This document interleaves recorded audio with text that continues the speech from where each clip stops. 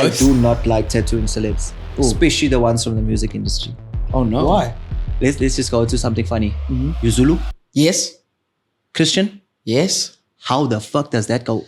No idea, bro. What's your take on the submersible that's signed? There was this one kid that wanted to go solve a Rubik's Cube to break a world record. What are your thoughts on this? That's what I want to know. I want garbage. So you, what, as in? It didn't happen. Yeah. Like every time there's something big in the media, it's always to draw attention away from something else that's happening. Shadowing. You're saying it's imploded. Okay. Everyone knows Nasty C. So we talk, like we chat. I'll even say this on air. He has the worst tattoos because just to calm some parents' minds when their kids want tattoos and they come at me with the Bible verses. I'm like, you do know Jesus had a tattoo. So that's... Yeah. So you believe it was a tattoo? No.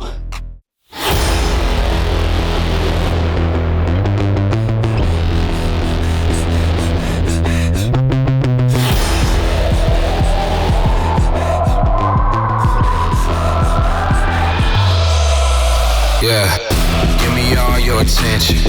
One time for the misfits. Through the doors open on the highway. I promise you don't want to miss this. Are we rolling? Yeah, we're on, bro. Paul Wheatley, welcome to the Load Shed podcast. Oh, thank you for having me. Thank you for having me. You have to be very careful when you're tattooing, right? What sort of precautions do you have to follow? So I know everybody's afraid of HIV, AIDS. That's not the scary one. Hepatitis is probably the most thing. Like that one will get you bad. But you never take that chance. So you always got to stay safe as much as you can. So big stigma with tattoos. Not even a stigma, it's a real fact. Yeah. Never get your girlfriend, wife, partner's name tattooed. That's a dangerous one. I feel like it's almost like a breakup. The moment you put it on, it's like you're saying. I can guarantee if you having trouble and you need to break up with your girlfriend, come to me. We'll sort this tattoo out. Even if you do a little symbol or a date when you'll miss. Boom. Guaranteed. So tattoos have come a long way. And I did a bit of reading and they basically speak about tattoos first showing up. Ancient Egypt. Mummies being found with tattooed bodies. Like even before them. Barbarians. And then biblical times? Biblical times. Really? And there's this whole debate that's going on now. I've seen it all over where they're like, Jesus had a tattoo. And people are like, how? I think it's like Revelations 18 verse 9. But people are saying it's not a tattoo. It's Jesus print. had a tattoo. Okay, so what's print? So why would they print on his thigh? So, because I'll go into it straight like that. They said he had on his thigh, Lord of Lords, tell King us of about Kings. that. So in Revelations, it says on his thigh, by his garment, it quotes, King of Kings, Lord of Lords. That's it. So there's a lot of controversy around that, where Christians are like, that's not a tattoo, and other Christians are like, it is a tattoo. What's your belief on it? Just to calm some parents' minds when their kids want tattoos and they come at me with the Bible verses. I'm like, you do know Jesus had a tattoo. So that's... Yeah. So you believe it was a tattoo? No. Okay. So for example, right, this is Revelation. Yes. This is after the fact that Jesus came to earth, did his thing, went, ascended. Who was the artist? Who did it? Nobody explains that. Did he get it up in heaven? I'm confused with that. So they just say the marking on his thigh. Because you can go back into some other scriptures where it says that you can't mark your body, like cut or mark your body in sacrifice to the dead. Yes, hang on. I want to go back to this here, guys. Jesus had a tattoo. Yeah. In Revelation, that's what we're debating. Yeah, so tell me about it. I want to know. So it says in Revelation, on his thigh, he had the marking, King of Kings, Lord of Lords. Mom, I'm getting a tattoo. Jesus has one. Case closed. As a believer, I don't think, okay, it says the body is a temple of God and you should take care of your body, right? So it's maybe regarded as a sin, but God forgives as well. Really? So surely. Have you seen the Sistine Chapel? Yeah. What is it? I have. Is it a temple? What is on the ceiling? What is on the walls? What adorns that? Michelangelo. He painted it. Yeah. So if the body is a temple, let's beautify this. Let's beautify it. Exactly. Do you think people get tattoos because they think it's cool or to make yourself visually appealing? Because I don't like tattoos. That's rubbish. You've got one on your arm. Yeah. Carry on. Listen, he's Jesus. He got one on his thigh, like some writing. And you've got one on your He's thigh. tattooed my thigh. Yeah, like you see. There you go. Paul's tattooed. Yeah, Paul's tattooed my thigh. He's lying to our listeners. Yeah. Yes. Yeah. Back in the day, you had a tattoo on your neck. You apply for a position to be head accountant at XYZ company. Yeah. They're like, what's that on your neck?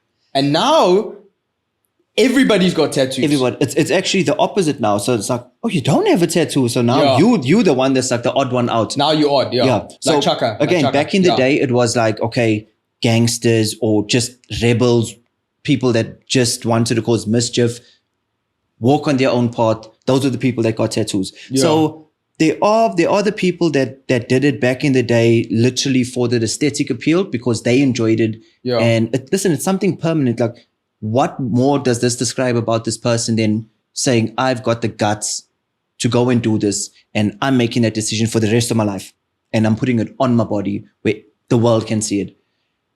And now it's become so almost cliche where people do it just to fit in. Yeah. Yeah. So you mentioned the world can see it, right? Yeah.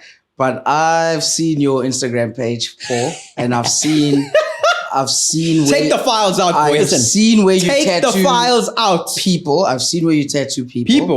Or Yes. specific. I've seen where you tattoo people. Now I want to know, where is the most intricate? He's got a wife, Place man. that- He's got a wife. Yeah, but it's a job. Okay, It's a so job. we'll Yeah, because now you have to be professional. Yeah. So This where's the is- most intricate place you've ever tattooed Ever. somebody? Surely there's like 2 or 3. everywhere. Like if you, so I'll speak brutally honest. We want specifics. Specifics. I only have not tattooed male genitalia. Oh. That would be a... Do people tattoo male? I've seen There's some. It's like, piercings, so surely they can be tattoos. yeah, like, But I haven't come across the person as brave. First of all, to whip out his thing in front of me and Like not hide be it in and the not be toilet. embarrassed. Imagine Like, yeah, just like what do you taking do? it out. Does it need to be hard? Does it need to be soft? Like I'm not experienced. So if you're coming to me and you're looking for some experience, I'm gonna tell you straight, like, hey, listen, I've never done this. but if you pay me enough, I don't mind. So you've got to be professional, obviously, when you're doing this thing. Yeah, for sure. And my question then is like, so what's it like though? I mean, I know you got to be Okay, so professional. let's just break it down to females. Me being male, Yes. female. Female, yeah. It's like, for me personally, I know some people who have gone to the next level with obviously this. You'll even see the videos on YouTube or whatever, where people take it a little bit further than what they're supposed to. But for me personally, this is not an uncommon question. This is the first thing every friend of mine thinks it's the most glamorous thing that you'll ever do. Can you imagine undressing in front of a stranger and not have anything sexual go on? Yeah. It's like, now you got to take, like, it's 'Cause you normally, like a- it's like a guy and a girl in this room. There's a bed. It's like being a medical professional. This is the If thing. you're like a gynecologist or a plastic surgeon, My point exactly. you're gonna encounter these sort of things as well. Listen, so without being naive to the situation or lying and saying, oh yeah, I'm thinking, there's some girls that come there that are like smoking, like they Beautiful. and that's it. I'm not going to be a liar and say like I didn't, and say, whoa, this chick is like, she's got a nice body and stuff. But the minute Paul's in work mode, that's what it is. You're professional. It's literally that. Yeah. And I tell everybody, it's like, when I'm doing that, my mind is so concentrated on what I'm doing because I have to, number one, think about, okay, how comfortable is she feeling? What's going through her head? Yeah. So now my hands have to touch somebody else's private parts. It's like, it's a tricky one. So surely sometimes it doesn't smell too grand. Like you Listen. No, I'm just saying, like, if you're touching somebody's butt, what's going to happen? So everybody, this is the first thing. So Surely you say, I please think- shower before coming to get a tattoo. I think people, just their own like awareness about their body will probably even apply things there that they don't normally do. Yeah, just to make you comfortable as well. And themselves, like imagine because that's the the first thing. It's like, oh, imagine if a girl came like and was not because the best aroma up in there. What's your take on somebody coming to you and saying, Paul, I want to get a tattoo that says 666, or I want to get a tattoo of like the devil or something witchcrafty? What do you say? What's your take on it? Because I know your takes on things, like I've known you for a while. Like, what do you say? I'm actually now more eager. Really? I'll do that. You'll do that? I'll do that. But do you not think it defines you as a character or as an individual? Because remember, you're also a family man. Yeah. And you're a home guy and people know you and mom goes to church, XYZ, XYZ. Yeah, but surely there's a difference between work and profession. But it overlaps. Listen, yeah. honestly speaking, yeah. What does 666 mean? So you big into like theories and conspiracies, because I'm smelling that from this. I'm smelling it. So here's the thing. I don't believe in heaven and hell. Ooh. Tell us more. What do you mean? Okay. I won't say what I mean. I'm going to ask you some questions. Okay. You Christian? Yeah, 100%. As you said, you're a believer. Believer. I'm with you. This one's going to touch some. Yeah. I know some people are very, very weird about it. Yeah. You believe in angels. Lucifer. Okay. Yeah. See, there's it. Not the Netflix show. See, no, I'm talking about. But then we got names. Named Like, so his name was Lucifer. Yeah. That was the angel name. So Lucifer's a good name. And then Satan was when he got cast down to earth. Yeah. My problem with it is, what did he do wrong? So Lucifer, correct me if I'm wrong, was the angel of music, right? And they say he was so good at music that it almost sounded as though he had an orchestra built in his lungs. That's the way he sang and the way he performed, right? Are you religious? I am, but I have no idea of the background stories, yeah? Let's just go into something funny. Mm-hmm. You Zulu? Yes. Christian? Yes. How the fuck does that go? No idea, bro. No idea. It's just the way I was brought up, yeah. Like, every time I talk to people or explain, I do not want people to say, oh, what Paul said. Cancel Paul. Yeah. I wouldn't even say cancel. I would say, okay, what Paul said was right. Okay. I don't want that. So okay? let's hear. So for me, it's an opinion. So everything should be an opinion. The questions now. Let's hear this. I don't believe in heaven. Don't believe in hell. Okay. Here's why. How can God love you so much? This is the man who loves you beyond any doubt. Yeah. You can sin. You can do everything. Are you a believer though? Wait, let him finish. I'm a believer in God. Yeah. Not in religion. Okay. Okay, carry on. Right? Okay. Sorry. So now you're going to tell me that this man loves you so much that you sinned. Maybe just a couple more times than you should have. You're going to burn in hell for eternity. But that's not how it works. If you sin, you sin, right? But if you repent, ask for forgiveness, then you're forgiven for your sins. So God forgives. Okay, so do you understand the difference between an Anglican and a Catholic? No.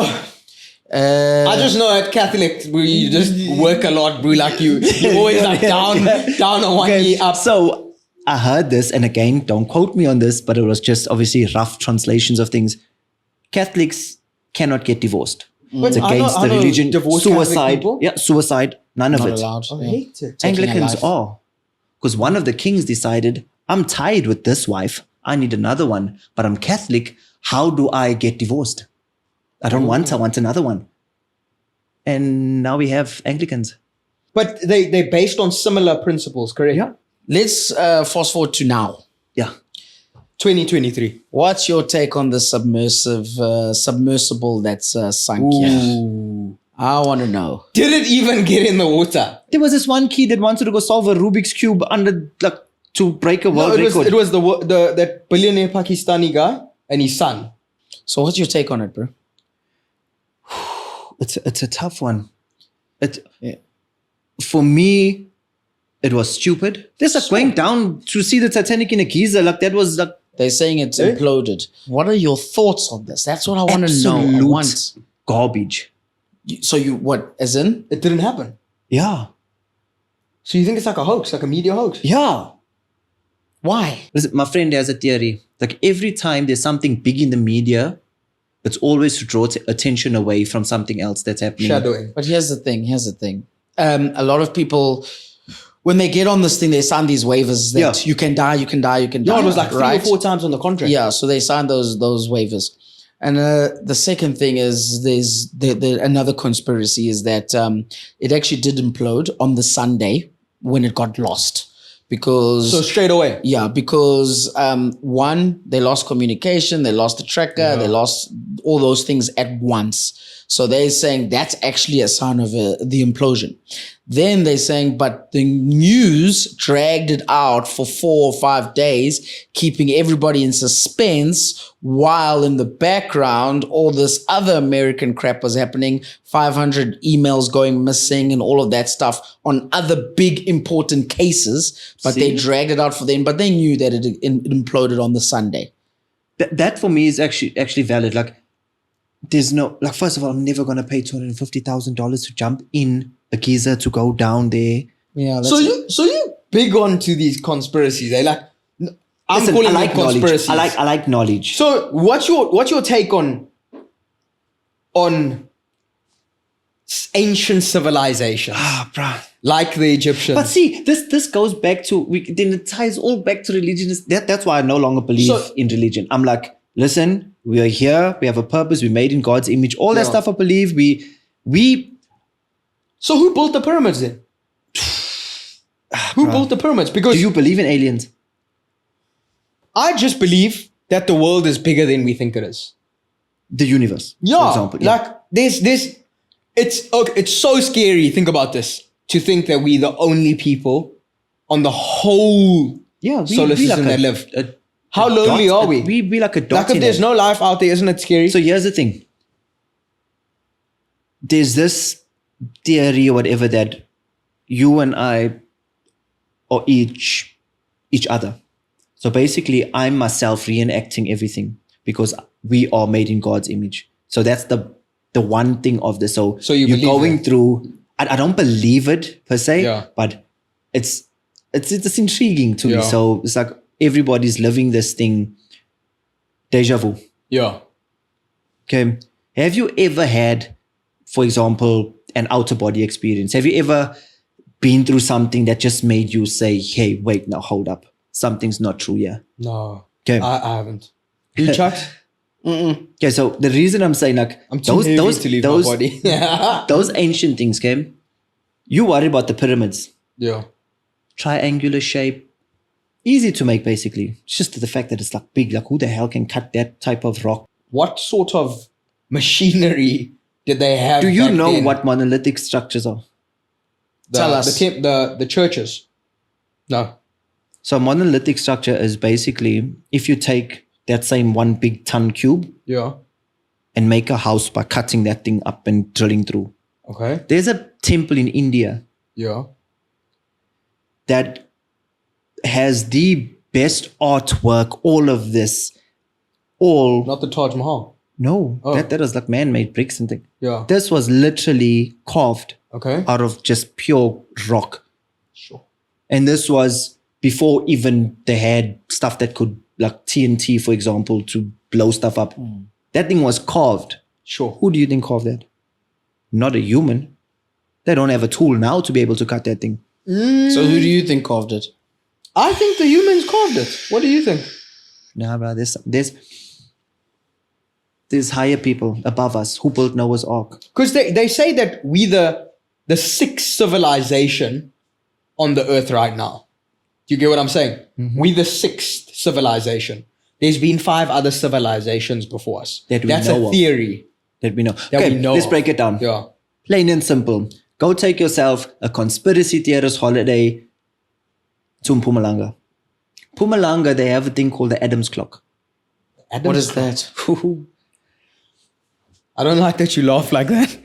So this is basically the birthplace of civilization as we know. In Mpumalanga? Right here. So do you know about the Anunnaki? No. Tell us about it. So basically, ancient civilization, just like you were talking about all these, the Babylonian times. Yeah. Anunnaki is there. One brother Enki, one brother Enlil. Okay. Come from outer space down to earth. Mom named them some bad names. Wait a minute. Wait a minute, Paul. In Mpumalanga, there is what and who? Is a thing called the Adam's clock. Okay. What is that? Is it? Yeah, It's literally this big spiral in the ground dating back eons. And it's there. You can even go on a tour. This one guy, also big on his conspiracy and stuff, into all of this, runs a tour. Mpumalanga, South Africa. What's so fascinating about that? So this is it. The brothers Enki, Enlil, they created humans. They made humans mine the earth. They needed gold because their atmosphere needed gold to wherever the hell they're from. They didn't have gold. We had it. They needed this thing, whatever, the minerals in the earth. We were created. Okay. So they're aliens. They were supposedly from the stars. Yeah. Okay. Came down. Did these things. It's all there in the Sumerian text. You'll see it there. Now they're saying that the one brother liked the humans. Okay. So he said, obviously Adam and Eve singled out, was like, listen, I'm going to give you my DNA. So now you're of God. Because they were considered gods. People worship them. This sounds like a Marvel movie. Bro. See? Take my DNA and go out into this world. Because here, once they're done, humans are being wiped out. And for me, that makes more sense than the normal story. Adam and Eve, Cain and Abel, where did the rest of us come from? Hold on. I'm still stuck on Mpumalanga. There's the hole. But I don't understand. I don't understand. What is it for? Is it like just like art? It's like where the first Sumerian things were. Sumerian text. Like where basically the Garden of Eden was supposed to be. Okay, and the two guys? So they from outer space, that's Enki, Enlil, they created us. Oh. So they came to Mpumalanga, bro. Listen, the world. I wouldn't even go there on holiday. Do you remember when the world? Do you remember when it wasn't Mpumalanga then? Yeah, but do you remember when the world was one? What were they calling it? When all the continents were together. Yeah. And the earth was called. Do you remember that thing? You know that I can't remember the name. Pangaea. No. That's one. Pangaea. And the world was at. Yeah. Oh, okay. So then a whole lot of things. And they were like, where should we go? Mpumalanga. We need to take a trip. Listen, there. why do you think that even?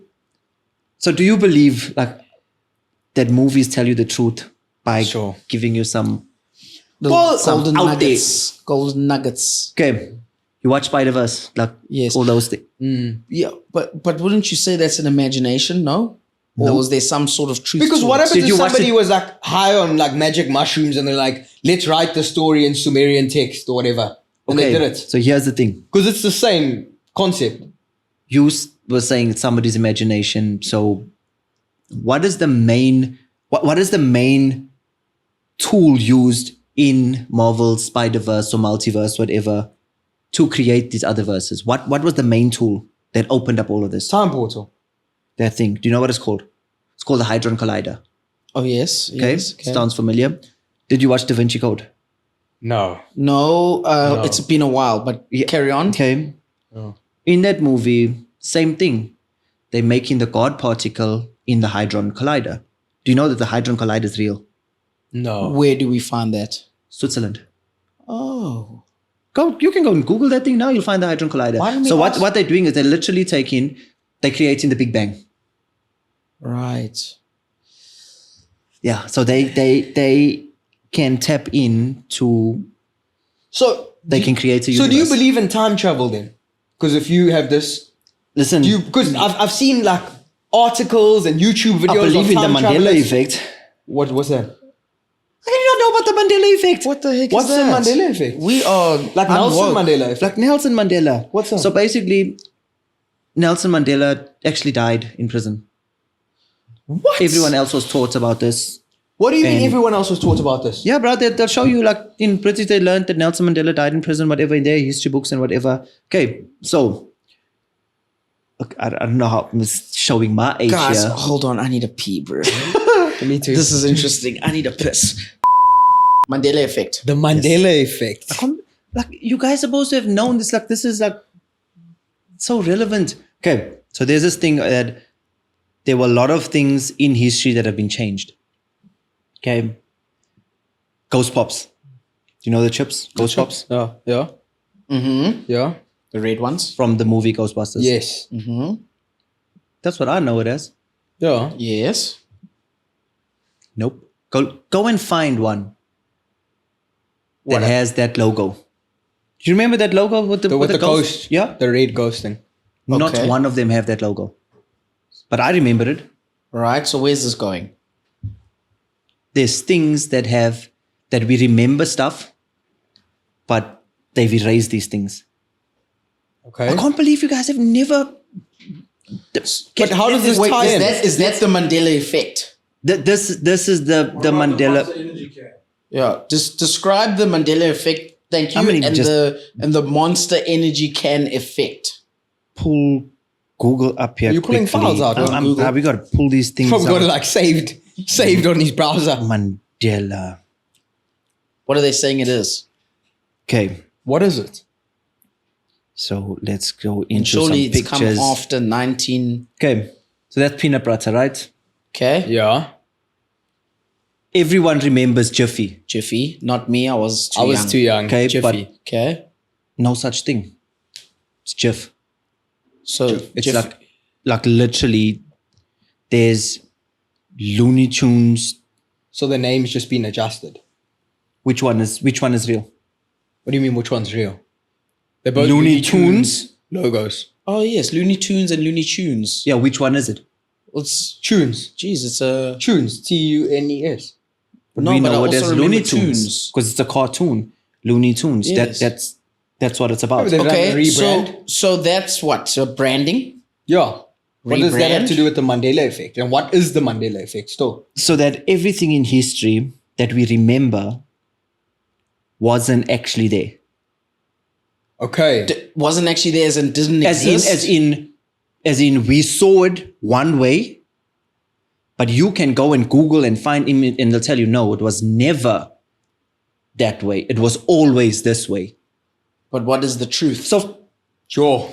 What is the truth? that's the thing. For example, if you grew up and you saw Looney Tunes and they'll tell you that was never ever there. It's only ever been TUNES. Looney Okay. Tunes. But like I remember it, I'm like, no man, that's rubbish. So this is the Mandela effect. They dubbed it because of this thing with Nelson Mandela. They said that he died in prison. How true it is, I in don't Robben know. Island. In Robben Island. Yeah. And the guy that we saw was actually like a lookalike. A doppelganger. See? So why would they do that? But did you change the narrative? Well, look at what it's done for the country. What's the best gun in South Africa? AR. Really? AK-47. AK-47. Surely. Where did it come from? I don't want to say it because I got beeped this last time. Pakistan. Pakistan! That's literally called a Kalashnikov. Oh, so Russia. Russia. We were selling AK-47s to Russia now in this. This whole debacle. Yes. Yeah. This Russian arms. story. How does South Africa have more AK-47s than Russia? The owners of the AK-47. Who made this thing, okay? Yeah. Political wars were going on. What did the MK use? AK-47s. AK-47s, okay? Who was funding this? Tell us. Okay? I don't know. We have apartheid going on. Terrible. You should never ever say, you black, you white, you better than this, whatever. Yeah. Terrible. I don't give a damn what anyone says, okay? I know black people will tell you, things were better in apartheid. We had jobs. You didn't have freedom. You could not go to that beach. If I want to go to the beach, I want to go to that damn beach. But now I'm black. I can't go there. Absolute rubbish, okay? Some people had more privileges. I know being colored, that was one of them. The thing with it is, white supremacy at that time, I shouldn't say it like that, South Africa's supremacy. Do you know that the rand was literally stronger than the pound? Yes. Yes. I do. Yes. Okay. That I know. Yeah. In South Africa, small little place like this, Yeah. Because bigger than them, bigger than the dollar. The gold. Hey? Yeah. Back then. Yeah. Yeah. Okay? Kruger Rand, most popular thing. Okay. Now we have America. Here's America fighting communists. communists are on the side of South Africa to fight apartheid. Oh, okay. Okay. The Russians, communist country, were supporting Cuba. How did Cubans send AK-47s to South Africa? Nixon paid the money. And said, hey. So while you're portraying this thing of, hey, we are fighting communism, I hope I even got the president's name right, but I think America funded the end of apartheid to weaken the rand so that the dollar can... Ooh. But, okay, I see that. And I'm thinking, how important is the South African economy part of the story for the dollar's strength? What's America's gold reserve? Nothing. They got the paper back. They literally called the paper back. Yeah.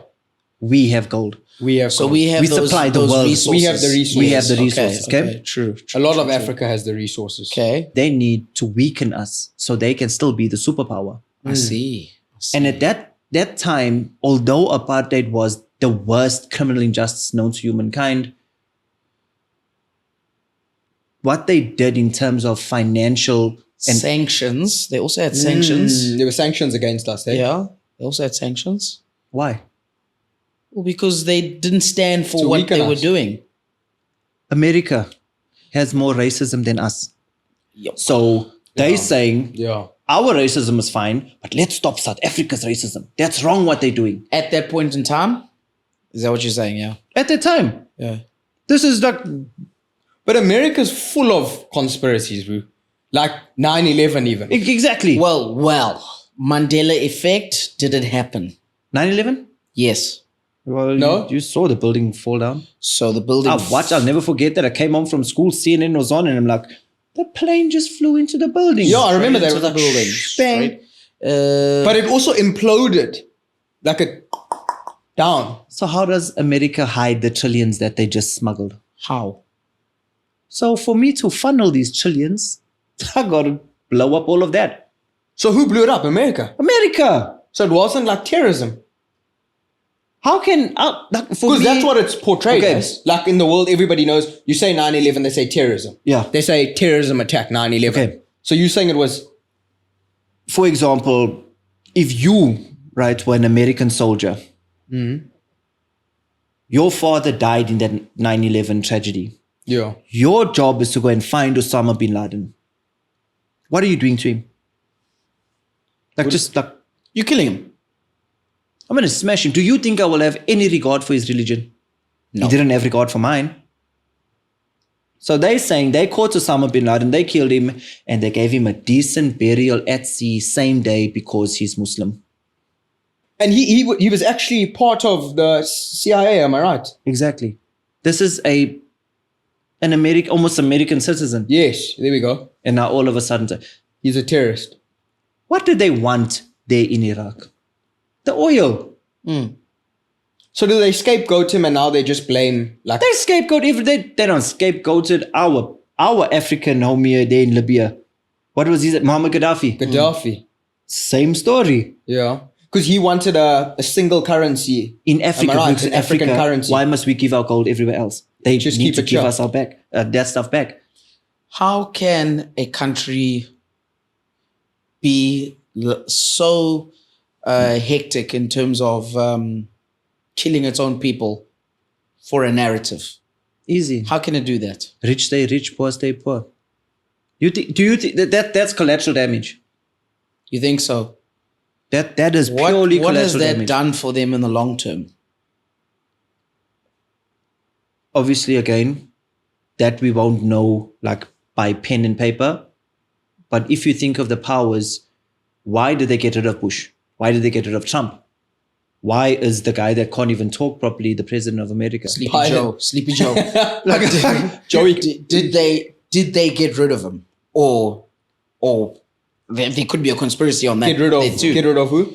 Well, did they get rid of George Bush or Trump? Check this out. We'll go even further back in history. Martin Luther King. Yeah. Assassinated. Why? Why? He was a freedom fighter, wasn't he? Because he wanted equality. Yeah. Simple thing. Nothing more than equality. Why did JFK die? Same thing. Didn't JFK want democracy? Am I right? Democracy. Exactly. He's like, they black, we, what is the difference? Why do you think that every black person in America is only celebrated sport, rapping, or all those things? Give them the millions. Do all these things. Obama? Simplest strategy. Our country is basically fucked.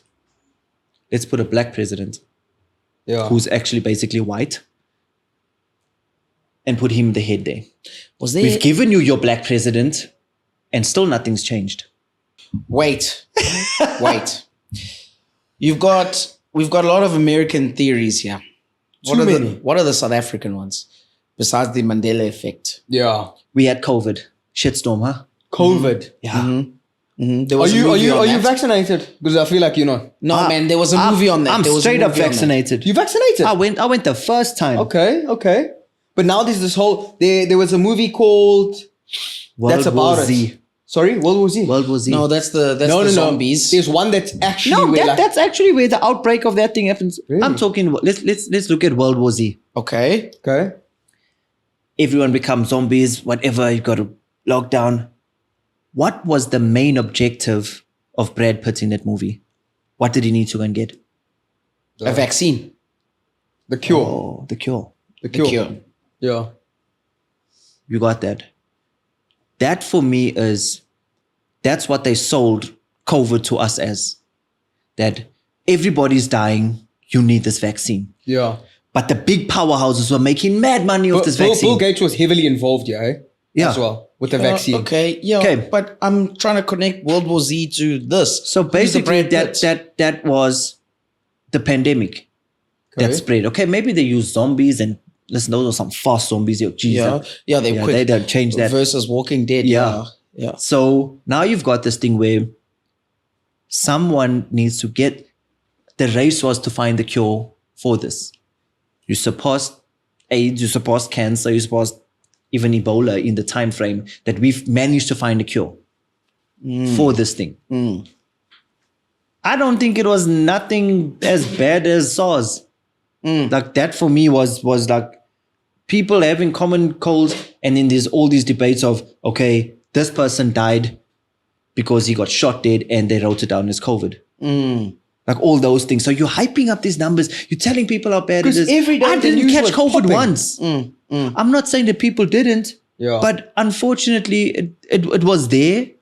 But I don't think they made it out to see. Like, I don't think it was. Do you think the fear killed people? 100%. Because I feel like the fear factor was placebo massive. effect. Yeah. I didn't get. So let me explain. From small, I've always had respiratory problems, right? Every change of season, spring to summer, whatever, how in that order it goes, every change of season, I will be the first person to get sick. Yeah. I don't get sick really bad, but I'll guaranteed. You get bronchitis, gonna hit me. Yeah. I'm gonna be man down. Okay, cool, man flu, whatever. Yeah. COVID came. I need to make money. I'm a tattoo artist. I was supposed to say, what did you do to your business? I don't get money from nobody. Yeah. So what do I have to do? Tattoo. Number one, not get COVID. Yeah. And number two, tattoo. Sure. Listen, if anybody was guided by some type of lucky star through COVID, it was me. Yeah. We don't mention names, whatever. So I just happened to have a very wealthy client who happened to be at home. I go to Cascades, get me some groceries to put in my car, go to his place, tattoo him and his family, make some money throughout COVID, because he now has time to do the stuff he gets to do. Chilling at home board and gets my tattoos finished. So I literally got to do that through the whole of COVID without having to be around too many people. So your business didn't suffer, eh? You were fine. It was scary at first. So in my circumstance, I was one of the busiest tattoo artists at that time, right? During COVID, that, yeah. Sure. Not even just before COVID. Okay. That's why you didn't answer WhatsApps. When people were like, please tattoo me. Like things like that. You came to Howick. Yeah. Okay. So you came. I was banging. I was up there. Yeah. COVID comes. I had literally people paid to take me to Canada, from Canada down to LA, end up in the Cayman Islands, do this thing. Wow. Okay, that was my tour. That's how we booked it. Everything was set up. Boom, comes COVID. Oh. Okay, so it stopped all of that. Okay, we don't cry over spilled milk. COVID for me was a blessing. I'm like 27 days. 27-day holiday. I needed a break. I've been tattooing every single day. I need this break. I'm chilling. I'm gymming at home. We watching typo videos. My kids, we all doing this thing. 27 days is now over. Because we all thought it was a month, eh? Yeah, we're home for 27 days. Yeah, exactly. Cool. Oh, now we're carrying on with this stuff? Yeah. Okay, now the money's finished. Uh-oh. Yeah. There's no money. Then what? So now what do we do? Now I'm in panic mode, and that's when the stresses come in. And now you're thinking, okay, survival now.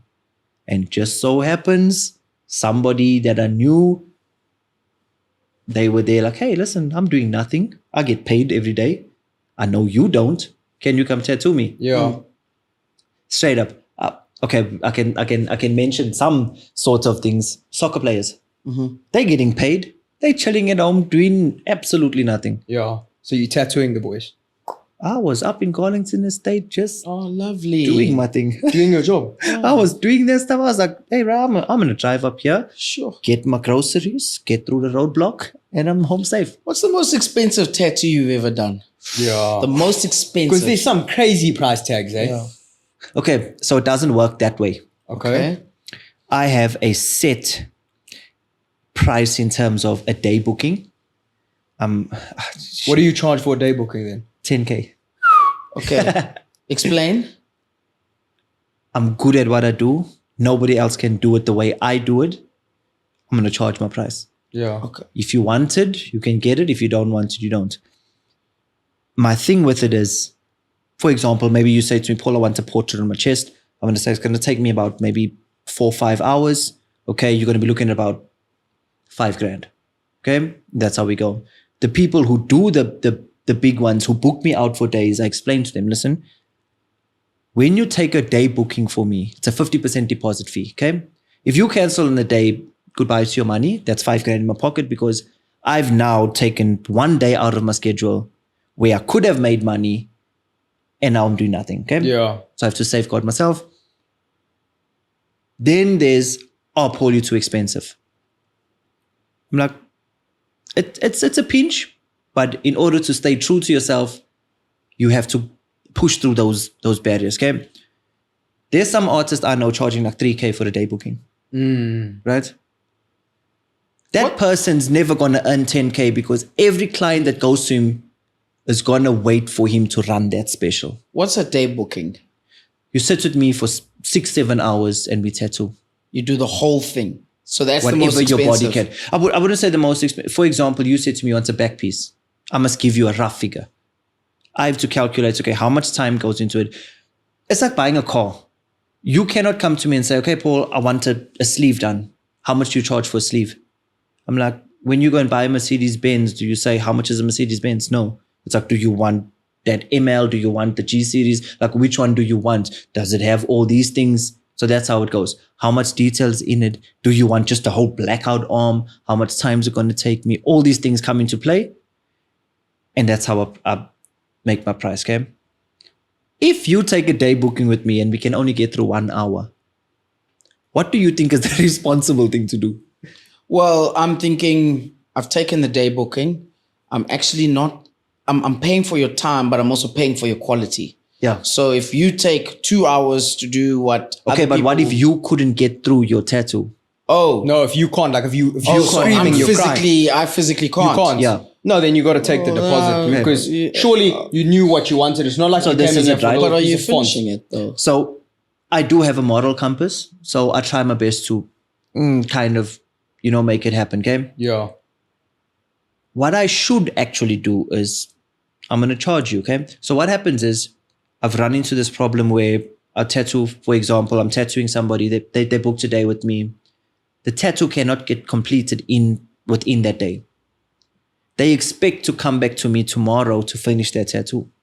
Sorry, brother. You paid me for the day. You didn't pay me to complete the tattoo. But So you have to pay me Also, to you finish don't, that. So when you price, you don't say, okay, this piece will cost you 10,000. Yeah. Because you cannot put a So what happens price if to you that. don't finish it? Like I'm like, hit me. And you're just like, yo, I'm trying. But you're not finishing. So obviously that's what happens with tattooing. So surely you should book it like over 3 days. So I'll always, as I said, I have a moral compass. I'm not so like, oh, listen, I'm going to take my time with this. I'm actually pretty fast. Yeah. So I can finish things. Yeah. And I'll always let my clients know. I'm like, hey, listen, buddy, here I can see your skin's not going to make it. The mere fact that you are willing to pay me 10 grand to sit here, I'm okay. You okay in my books. Let's take some time, give it a break. If I try to complete that thing's not going to heal well. It's going to be horrible. You're still going to come back to me to try and touch this thing up. And it's going to be like the artist did a bad job. And unfortunately with tattoos, today I could tattoo you for 6 hours. Tomorrow, maybe you can only do 1. And that's just how your body works. So you have to kind of adapt with these things. So I always tell people, tattoos are expensive. You got to source your artist. Listen, you got tattooed by, are we allowed to mention people's names? Like I'm easy because I support other artists. Yeah. So Terrell. You did Terrell. Yeah. T-Easy. I know that guy through soccer. Is it? Yeah. Striker. Yeah. So I'm like, hey, there's T, and then like, oh shit, T's T's tattooing now. So there's no beef. Never. Like, There's no beef in the tattoo. Because like there's always beef like with footballers and stuff like that. XYZ. People have these conceptions. You know who creates beef? Customers. So for example, what happens is I tattoo Josh, right? Yeah.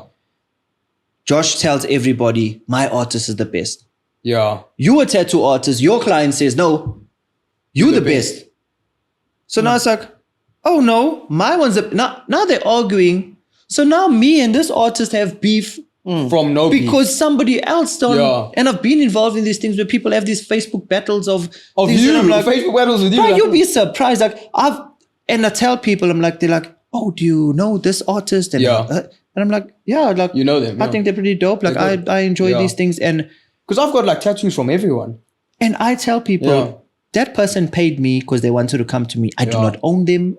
They chose me. I'm just happy that they got to do that. What's the most complicated tattoo you've ever done? Like what? Give us a picture of what it looks like. Jeepers. And how long it took. That doesn't work in tattoos. Oh, what? If you're good, you can do anything.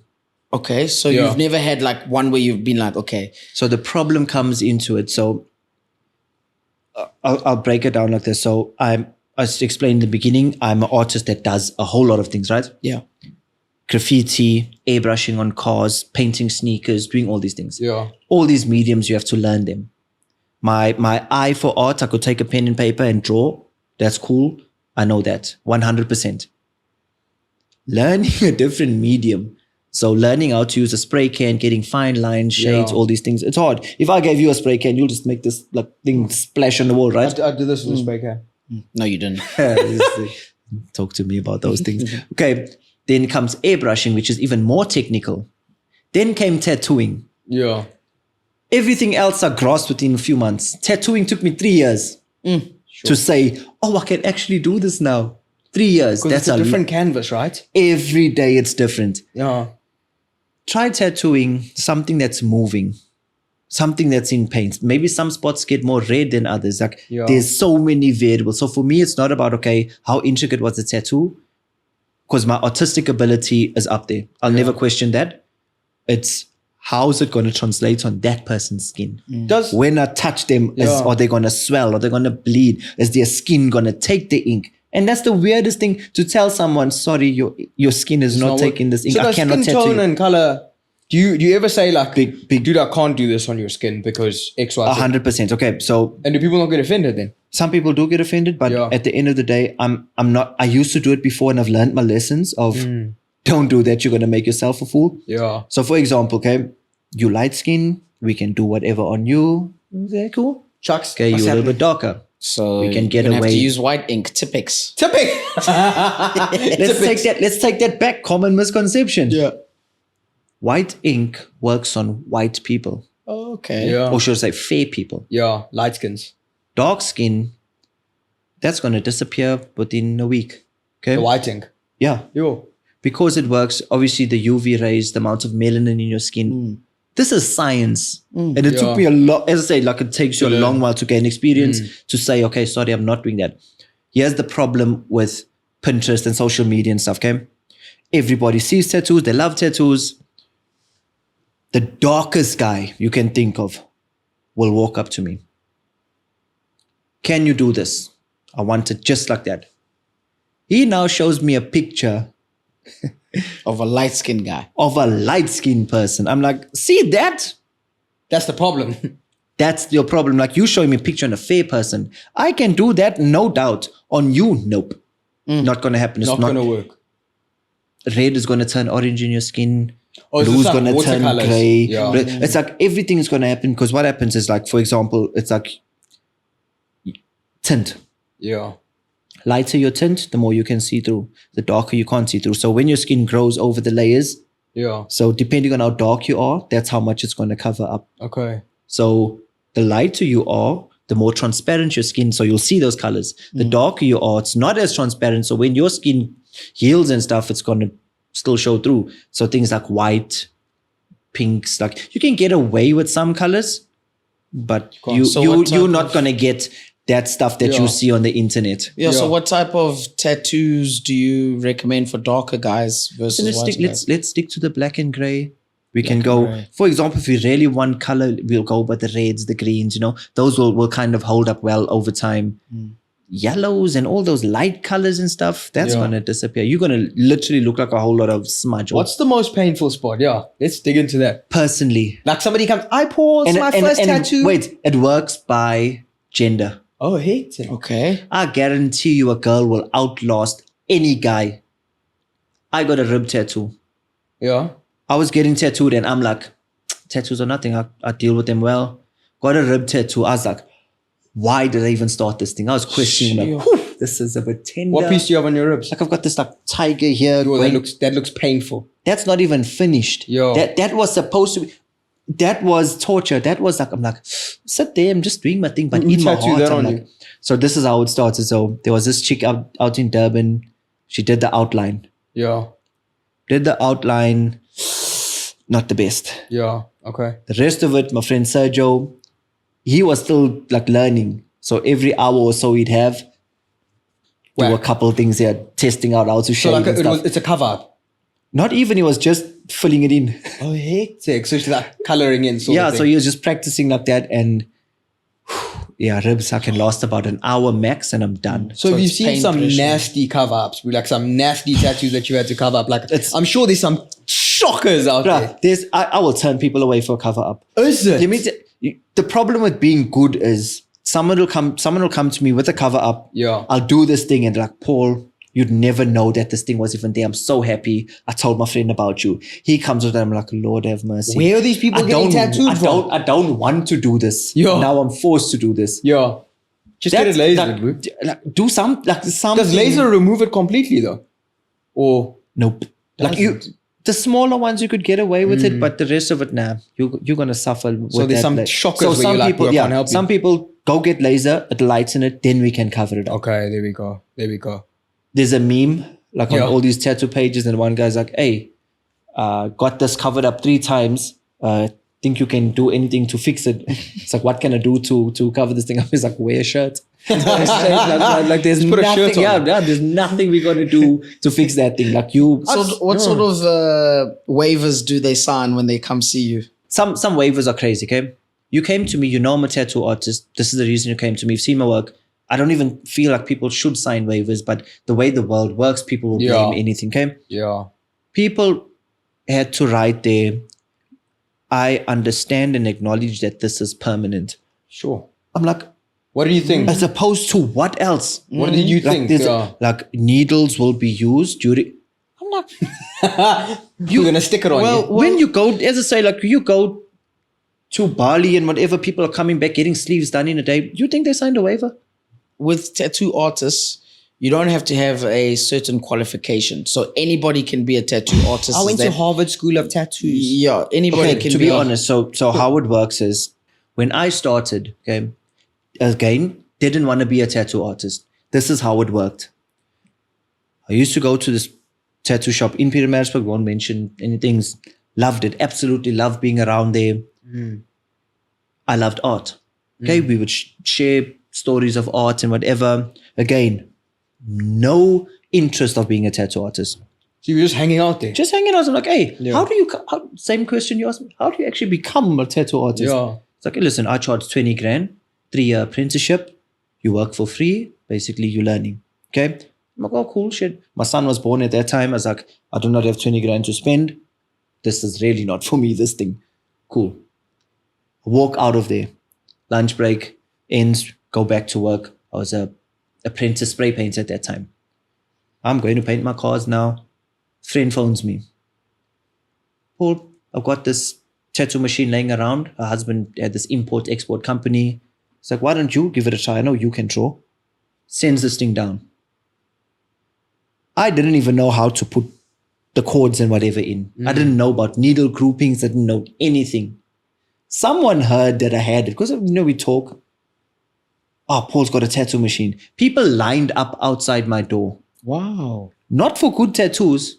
Listen, I've got this bad thing. Go over it again. Bring it back to life. I started my career With cover-ups. not even covering it up. Just going over the exact same thing. Oh, so that's Hectic. helpful. That is helpful. It's like following a stencil, like just That's bringing it, life to right? it. Yeah. So we out here, we're doing this thing. I was making, don't laugh. I was making 700 rand a week as an apprentice spray painter. Okay, I'm going through and get qualified. 700 rand a week. Not much you can do with that, right? With a kid.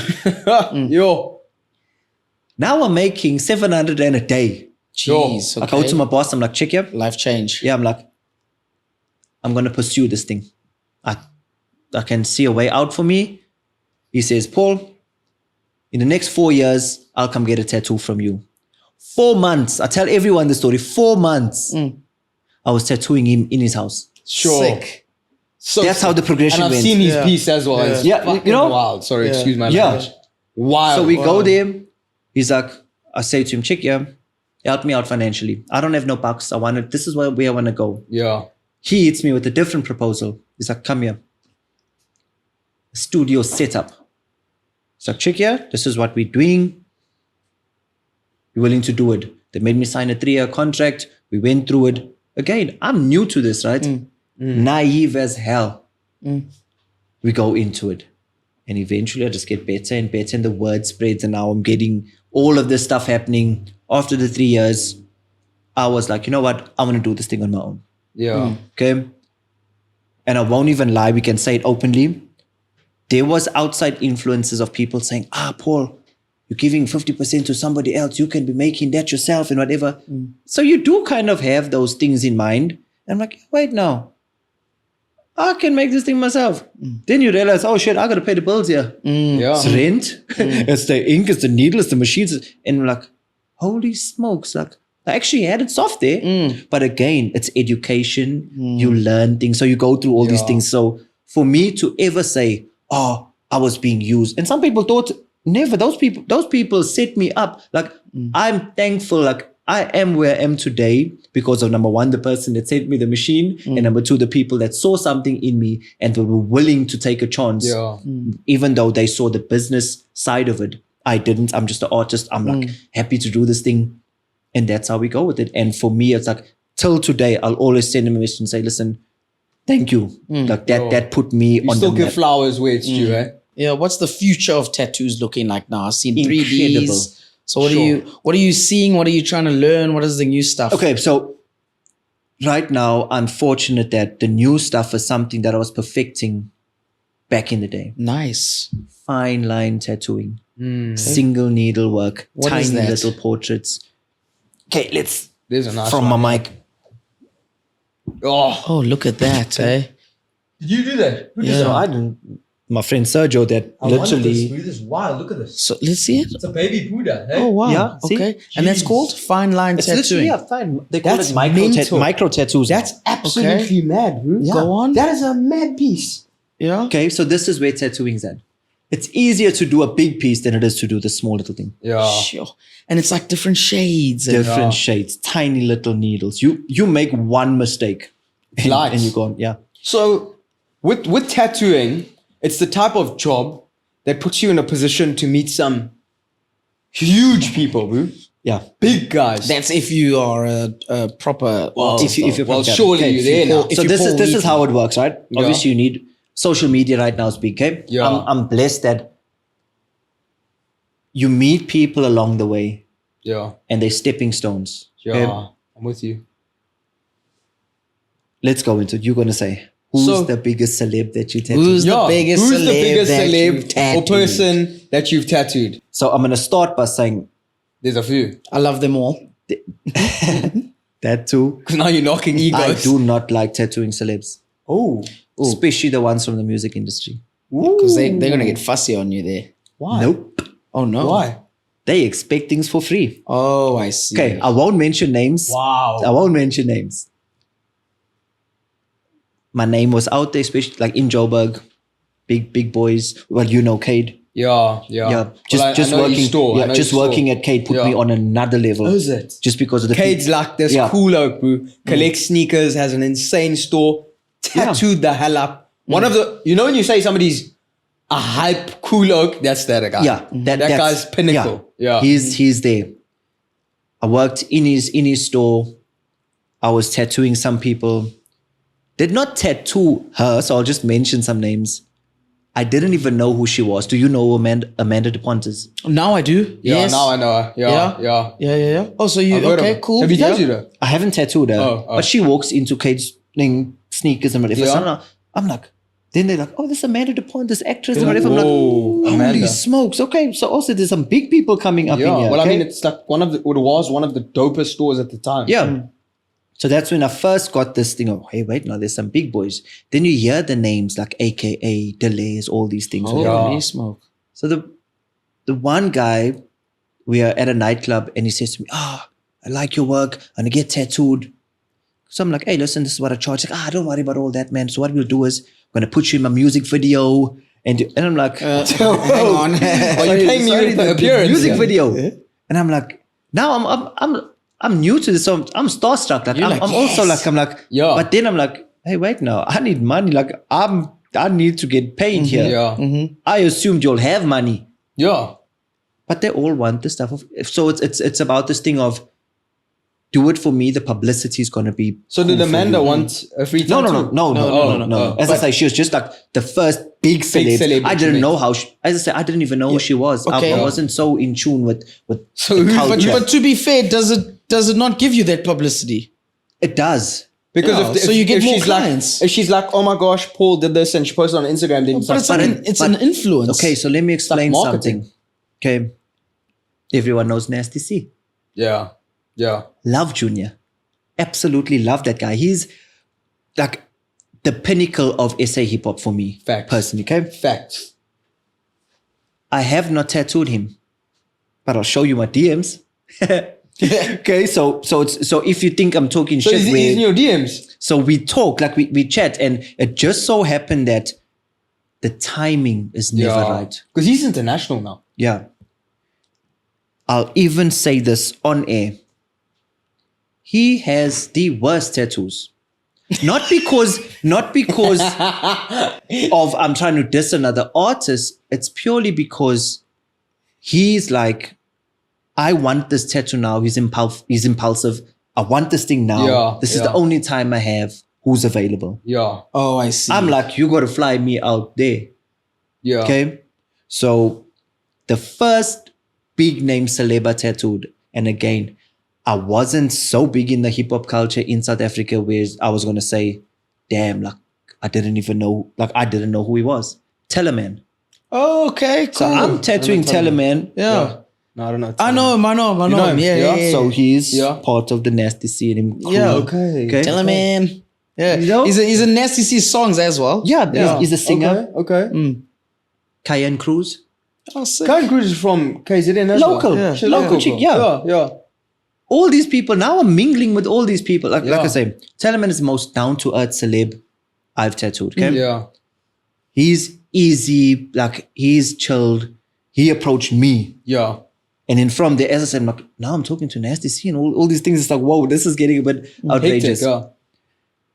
May soul rest in peace, AKA. So we go there. Another big hitter. Mr. Forbes. Sure. Okay. That was crazy, bro. Celebs, what we think celebs are, is not that. Yeah. They have lives. Yeah.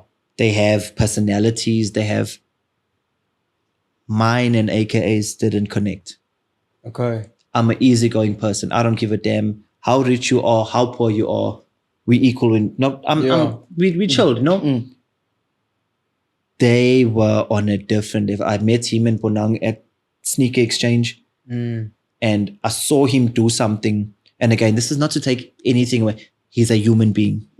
So his personal things, you can't say, oh, but now you're putting him down. I'm definitely not putting him down. I just feel that when you're in the public eye, there's a certain persona you have to carry, especially when you're the headline of that specific event. Yeah. And I watched this one guy come up in awe, seeing AKA. He's like, oh, dude, can I please get a picture?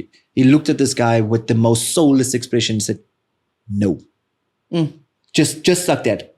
Not if you don't mind, I'm trying to just, be here. Yeah, but Paul, how many people are coming to him and saying that? I understand the perspective because You know what think I mean? about what I'm As I just say, having like a day with your wife. Yeah, but how many This is the people thing. are coming at him and saying that? When you're out having dinner with your wife. I guess you know that you. But if you're the headline for the day, Okay, I that's see. different. I get what you're don't saying. you think that That's today gonna you're happen. doing publicity? Okay. Yeah, okay, there we go. So there's a we had certain Sneaker time. Exchange, take a couple pictures, right? He just launched his Reeboks as well. Yeah, Similar time Yeah, frame. so we're doing all these things. So that was my first taste of, hey, wait now. This life is not as glamorous. It's tough for those guys. As you say, imagine having people the same thing every day. I'm not a celebrity by any means.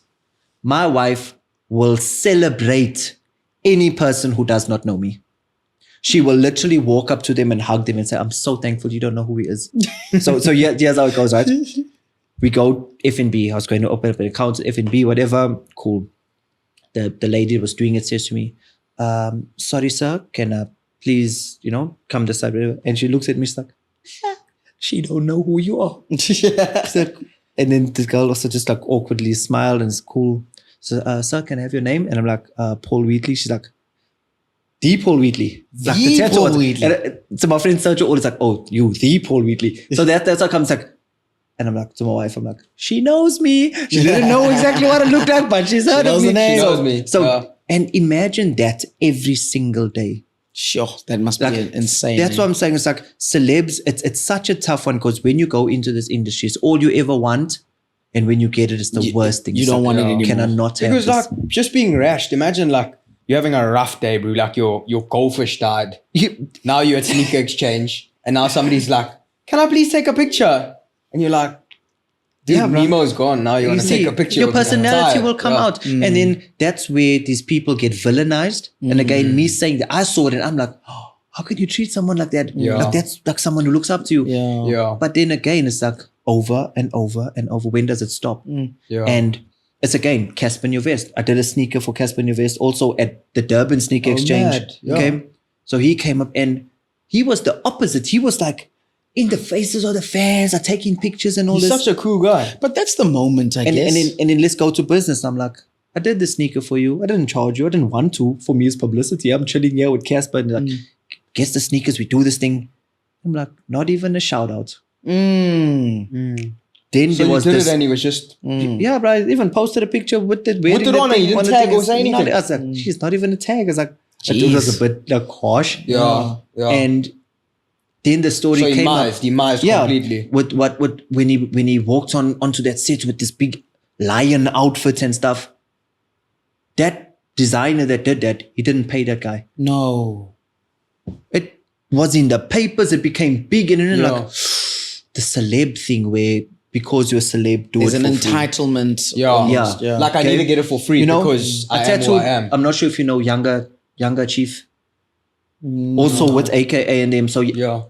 what are you guys? Listen, you got to school Bro, yourself. I know like. youngster CPT. I know youngster CPT. Yeah. Youngster CPT sitting again. We were at the Joburg Sneaker Exchange. Sitting next to me, Yeah. I'm tattooing this chick. We're sitting and having a conversation. Wow. He's the, from what I've seen, he's And again, all like for if the I show you culture. my DM, this is like people. It's like, oh, like do you chat? Like I get to talk. Do I post these people? Hell no. Yeah. I'm good for being good. I'm not good because I tattooed a celebrity. Yeah. And people use celebrities' fame like, oh, that guy tattooed this person. That guy tattooed. Are you actually good? Are you actually good I'm at actually what you do? good. Yeah. I don't need to put this celebrity. Then we go to my friend Kerry Miller. If you want to ask me who's the biggest celeb tattoo in terms of what it did for my career, Kerry Miller. Kerry Miller is a radio DJ, right? Yes, East Such Coast a nice radio. personality as well. I miss her on East Coast. East Coast stumbled a bag by listen, listen. Kerry, we listen. miss you. I'll be honest. I don't okay? even listen anymore. I'll be 100% honest. Darren Maul was the host of the show. Darren, Natara, Sky. Yeah. That's how it Shabalala, was. yeah. Okay. Sky Shabalala. Natara fell pregnant. She's going out, having a baby. Oh, there's a fill-in, Kerry Miller. They came here at game. There was Toy Story, that toy run, whatever. Yeah. So my wife's like, please go and buy a toy. I can't make it. I'm at work. Go and buy a toy. Take a picture of Darren Maul. She was a big fan of the show. Yeah. I go there. It's Darren, Kerry, and Sky now. Okay. So I'm like, I'm meeting them, whatever. I'm buying a toy. She just happened to have tattoos. So I'm like, hey, you have tattoos. Who did them? Whatever. We chatted. She's like, oh, so like, what do you do? I'm also a tattoo artist. Like, hey, let me just keep your number. You know, you never know. Yeah.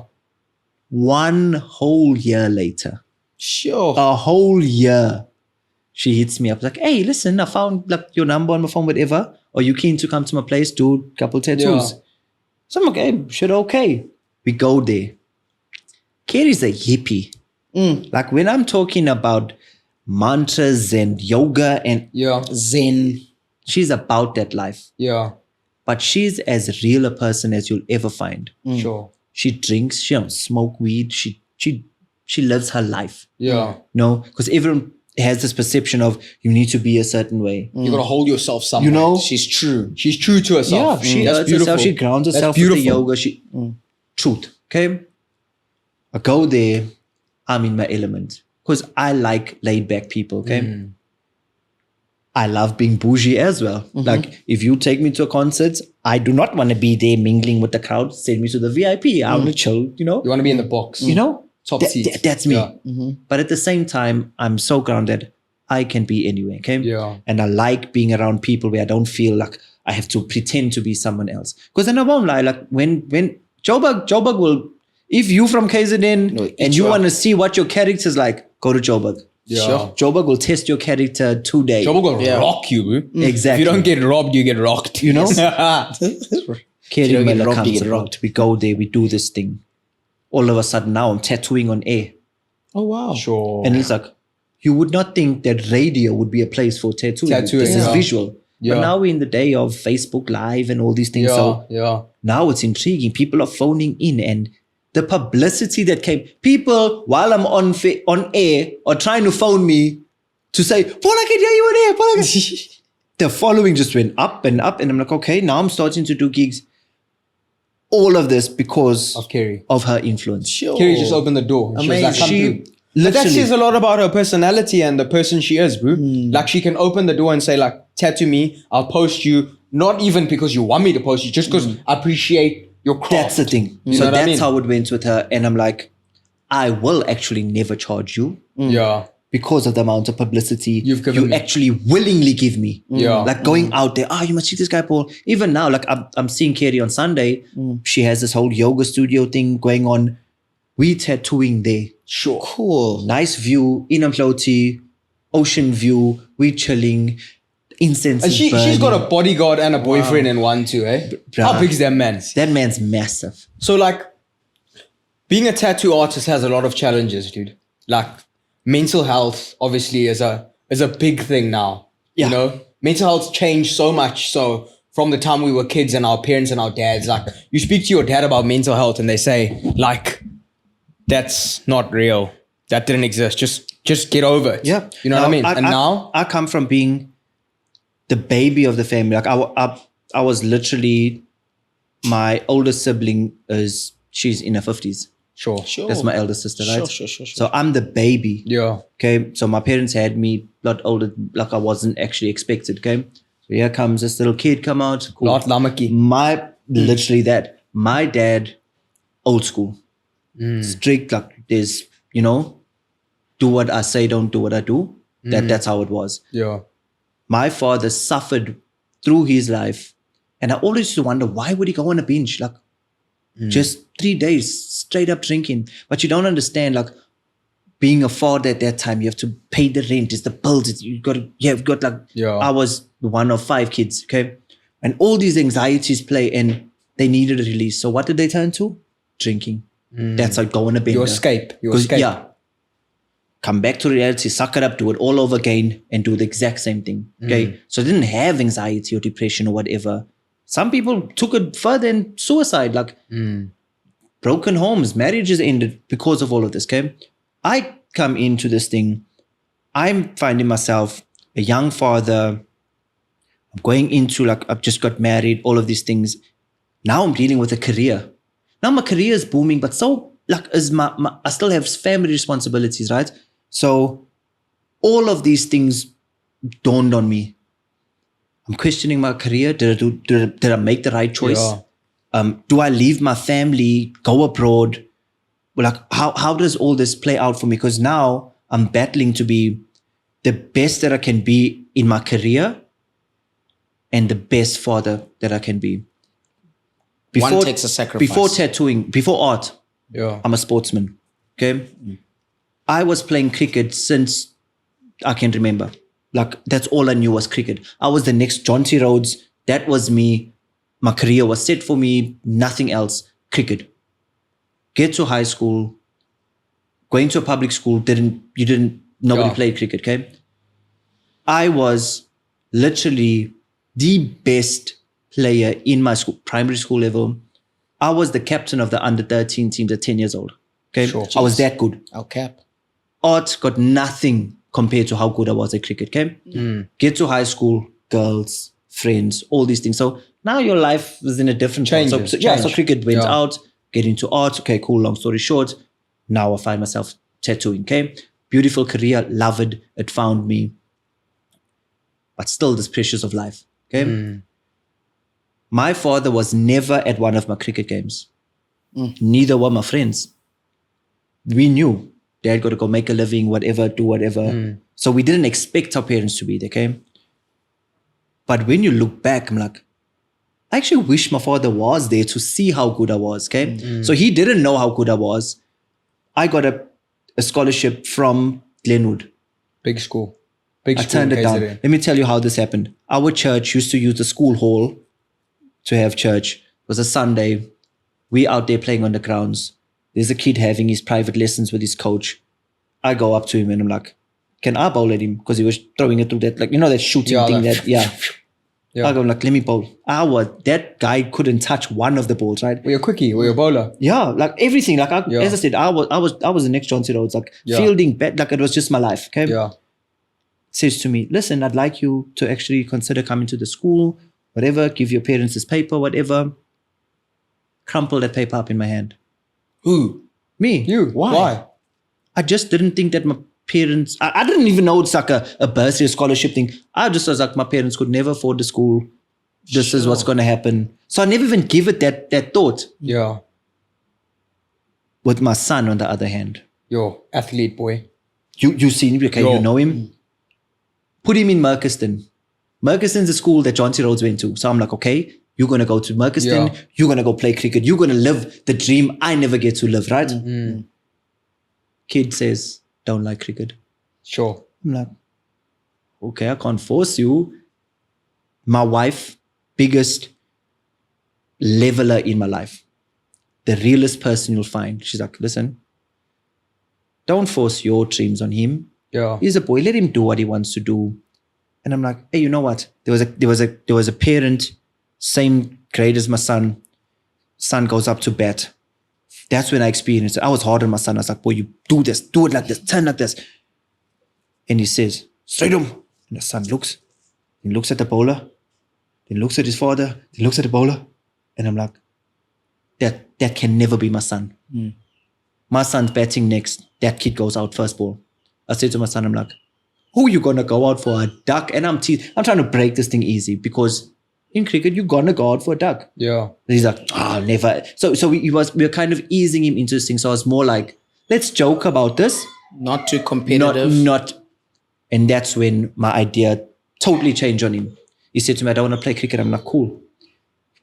He played rugby, was very good at rugby.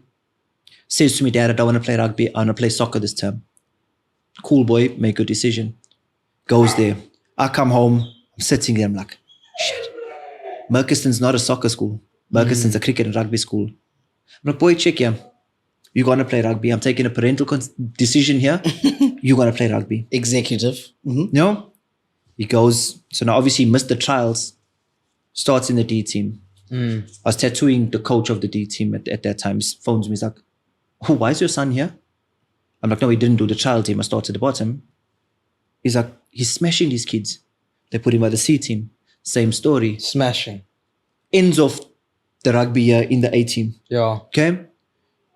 In his school report, this was like proud for the moment. In his school report, he's like, the best moment of my life was when my father actually said to me, play rugby and not soccer. Because now it's the one thing that I actually love doing. Wow. And I'm like, that's beautiful. But you allowed him to. You allowed him to. You know, because he had that choice, but at that one, yeah.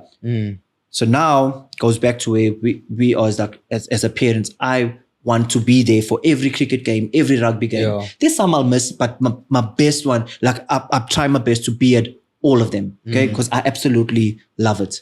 Okay, a support team, whatever he needs, and we're there. Because to see that kid looking around and see us, then all of a sudden the eyes are bright. You know, it's like, hey, my people, and that's what I want for him. And I'm not caring how good he is or how bad he is. He is happy doing what he's doing. As again, my career's going through, my kids doing well. So now I'm trying to fight being a parent, being all of this. Boom, panic attack. From what? Absolutely. As I said, I was just in my own mind. Just hit you. I'm sitting at home. Now I can't breathe. Bruh, I didn't know whether I needed to bring up or catch a shit. Like I'm just out here trying to catch my breath. I'm crying. I'm shaking. Taking me to the doctor. They did CT scans. They thought I had like an epileptic fit or something. Just turns out I had a panic attack. Wow. So I'm like, okay, you know what? I don't believe in psychics. I don't believe in all these things. I was still very much Christian. Psychologist. No, like psychics. Psychic. Like crystal ball type stuff. Oh, hectic. So you went to one of those? Yeah. So my wife and I used to watch this thing called Teresa. Yeah. This Long Island medium, whatever. I'm like, they playing with people's emotions. They saying things to manipulate people into thinking, okay, we can do this. Yeah. Like surely they've called and found out something about. Yeah. Anyway, I'm like, I need to see one. Something just said, go see one. Yeah. There's this lady, Deshni. Yeah. In Northdale. Give me a number. Her dad comes up there to me and he's like, hey, have you ever seen a medium before? I'm like, no. He's like, so I just want you to know, Deshni is a medium. She's not a fortune teller. You're going to hear the truth here. Some people don't like the truth. You're not going to hear winning lots of numbers. You're going to hear the truth. You go there. Just like as I'm sitting here, she's on the far corner. The most gangster experience I've ever had. Right? At a psychic. I'm thinking turban, crystal ball, chanting something. Yeah. Deshni done lit a long ass cigarette. Just there chilling, the smoker's going, one eye closed there. I'm like, okay, shit, this is a bit weird. This is not gonna end well. She throws some tarot cards, asks me, okay, name, date of birth. She says, Aquarius. And I'm like, okay. So start sign, yeah. She's like, all right. She says, who's a person with a T? So I'm like, oh, like I can name you 1 million people with a T. Gets up, goes to a window. It's like, who's Tristan? Bruh. I could do nothing else but cry. I'm crying. So exactly as I did with Deshni, I'm going to do for you all. I can't talk to her because I'm just crying. I'm like, I can't talk. And I pick my jeans up like this. That's Tristan. Wow, this is my nephew. He would have been the same age as my son. He died at 2 years old of SIDS, sudden infant death syndrome. Okay? Sure. Jeez, that changed you. Nobody knows this. You can't find this on Facebook, can't find that. She gave me a direct name. Yes. Now I'm in the chest. She told me things, bruh. So my dad and mom had it before I was born. There was my elder sister, then they had a baby. After that, she passed away at 9 months old, okay? She's talking about how my parents haven't healed from this thing. I'm out here. She was telling me things. So again, into the religious thing, she's telling me about the Akashic records. the Kundalini. She's explaining, she's like, oh no, like this, like it's actually my wife's grandfather. He came up because him and I had a very good relationship. I didn't know my grandparents. He was Closest. a what a child should have as a grandfather. He's like, oh, you're the one with the golden hands. So I'm thinking, she's like, yeah, golden hands. Yeah, She said you have golden hands. Yeah, she's literally like, he shows me golden hands, and I'm like, holy smokes. And she's like, no, like you. She told me about my daughter. She's like, hey, protect that boy, your son. Like he's on. Like just keep that child. My son has lucid dreams. Like she says, when that boy sleeps, he doesn't stay on earth. He ascends. I'm like, sorry? That's a lucid dream there. Yeah, she's like, no, he travels to other planes, like astral projecting or whatever. Now these are all new things to me. I'm like, what is happening? Yeah. Blew my mind. Is that what woke you? That's what woke me. That woke you. How did that help you with the panic attack? The panic attack thing was when they gave me meds, okay? They gave me Azor. Was that like an antidepressant? Anti-anxiety thing. With some sleeping tablets. Bruh, I was not myself. Changed you. That was not me. I said, I'll never live on meds. I'm going to change. Figure out what triggers me. How do we... So, and still, like now, at any random moments in my life, I can, like, you'll feel anxiety. Like, and I'm like, just go through it. Just go through it. It's a random thing. So you just got to control. It's about controlling yourself. With this thing, I was not supposed to be born, number one. From the time I was born, every person would be with my parents, like, this kid is like blessed. You want to talk about Jesus and all these things here? This is why I tell people Jesus' teachings, 100% agree with them. The religious side and the differences of all these things and making about religion, no, because even Jesus himself came to change religions, right? That's when I found out that Jesus actually wasn't stuck there, okay? I know we might have to end everything off, but we're going to end it on this note from where we started with this whole Christianity thing. Do you know where Jesus was between the ages of 13 and 29? Only mentioned in the Bible from when he was born to 13 and from 29 till he died. Where was he for the rest of the time? I'm not sure. I don't know the answer for that. No, where he was. Tibet, India, all that. Sure. What was he doing there?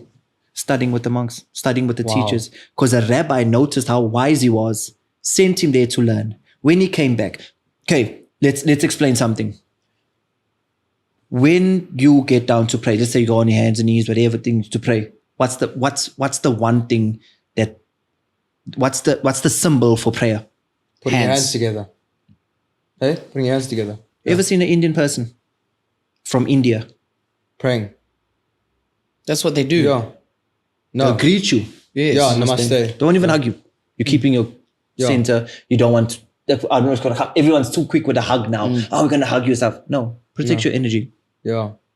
That's what he learned. That's how he taught the children how to play. It's literally called a mudra. There's different ways of when you meditate. That's where it comes from. Wow. How did he heal the people? Exact same way. Hot, cold. You learn all these things. So when you look at it, oh, he's using God and no. He learned how to meditate. When he went, before he was crucified, 40 days, 40 nights or whatever, went to the mountains to meditate. Why? He knew the amount of pain his body's going to go through. He knew he's going to be crucified. Meditated. You see those people that can get lashed in the monks, they throw bricks and swords through their bodies and whatever. And that's what he did. Sure. See, our minds and bodies are all one, connected to this earth.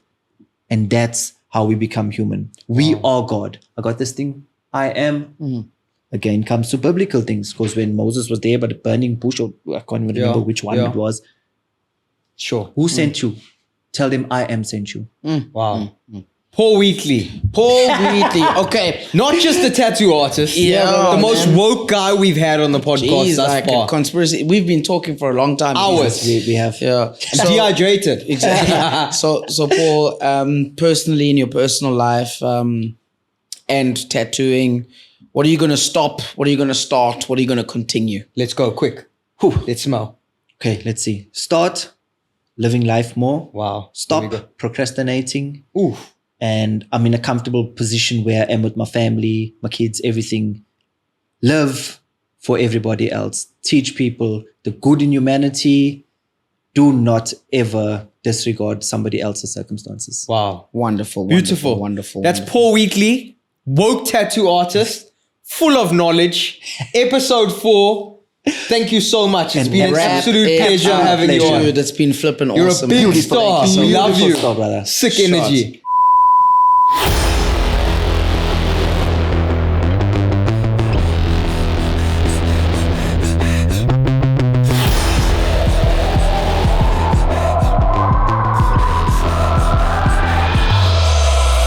Yeah, give me all your attention. One time for the misfits. Through the doors open on the highway, I promise you don't want to miss this. They say the good die young, but this is gonna be a long